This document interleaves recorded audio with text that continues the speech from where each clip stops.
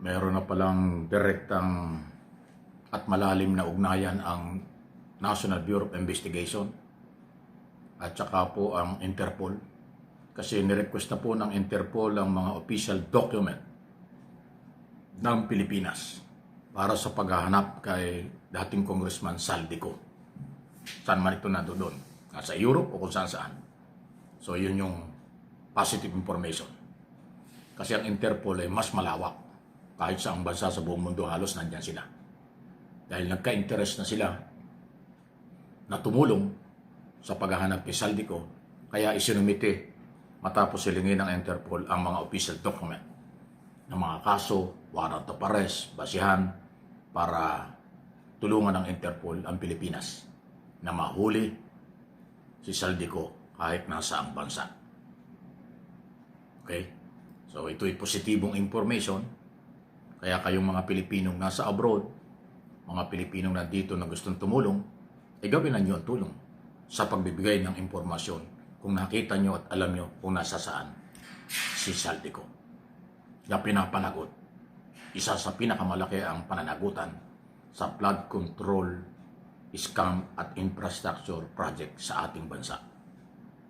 Kung ang Interpol ay nagka-interest, bakit naman tayo mga Pilipino ay hindi magkaka-interest tumulong?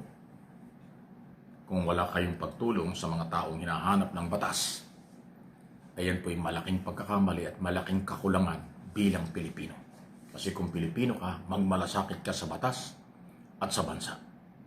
Yun ang ating obligasyon. Kung hindi mo ginagawa, nasa kalawakan ka. Baka walang pakinabang sa'yo. Aking sariling opinion yan. Sunod na ating pag-usapan, ombudsman talagang dapat ay hindi man natin inutusan, siguro pakiusapan na lang, pakabilis nila ang galaw sa pagpapile ng mga kaso sa lahat ng mga sangkot sa korupsyon. Kasi bumaba yung momentum bumagal yung galawan Ang taas ng expectation ng taong bayan nung nakaraang taon bago nagpasko na marami nakukulong pero hindi nagawa ng gobyerno. Kaya ngayon, February na, wala pang bago. Although naiintindihan natin yung case build-up, gusto siguraduhin na bago mag-file ng kaso, matibay ang ebidensya para walang dismissal. Okay naman yun. Pero kung sigurado yung kaso at ebidensya, mas mabilis, baka mas maganda. Kasi bumaba yung mataas na expectation ng taong sunod-sunod ang makukulong Although alam na ng tao na 3 senador ang subject for resolution ng DOJ. Estrada, Villanueva at Escudero. Pag itong 3 ito, hindi ko sinabing guilty, ay naipakulong dahil sa warrant of arrest, dahil sa ebidensya, babalik yung kumpiyansa ng mga Pilipino na magkakaroon ng hustisya ang nawawalang pera. At higit sa lahat, tataas ang paniniwalang hindi talaga nagbibiro ang gobyernong ito. Nakatulad ng akusasyon ng mga anti-Marcos na namimili lang. Hindi. Ang dokumento at ebidensya ang pagbabasihan kung sinong dapat makakasuhan at makulong. Kaya kung meron talagang sapat ng ebidensya ang ombudsman, i-file na po niyo ang kaso. Hindi sapat yung nakahanda na ang arresting team, hindi sapat na yung pahayag na susunod sila. Kailangan makita na sila'y hinuli, nakaposas at ipipresenta sa husgado before Sandigang Bayan. Katulad ng ginawa kay Bong Revilla. Nag-surrender, pinasahan ng arrest na siya at nakaposas pag dinadala sa Sandigang Bayan. Yan po ang gustong makita ng mamamayang Pilipino. Pero inuulit ko, hindi ko po sinasabi na ang lahat ng akusado ay guilty. Under trial sila, meron silang karapatan, due process. Yung mga senador at iba pang huhulihin at kakasuhan, sila po ay inosente pa rin. Pero kailangan silang makulong. Dahil sila may pananagutan. Yung karapatan nilang ilaban ng kailang sarili, hindi po yun inaalis ng gobyerno. Yan ang totoo. Okay? Any comment, reaksyon sa ating topic, okay lang po kayo. Sige lang po. Huwag na nating patulan, pansinin ang mga troll at baser. Kasi sarado po ang kanilang pag-iisip at paniniwala. Walang argumentong matino yan. Samantala, eto na yun. Pro-China senador, pro-China na Pilipino, ang kakampi lang, vlogger na pro-China. Direct to the point, straight to the point.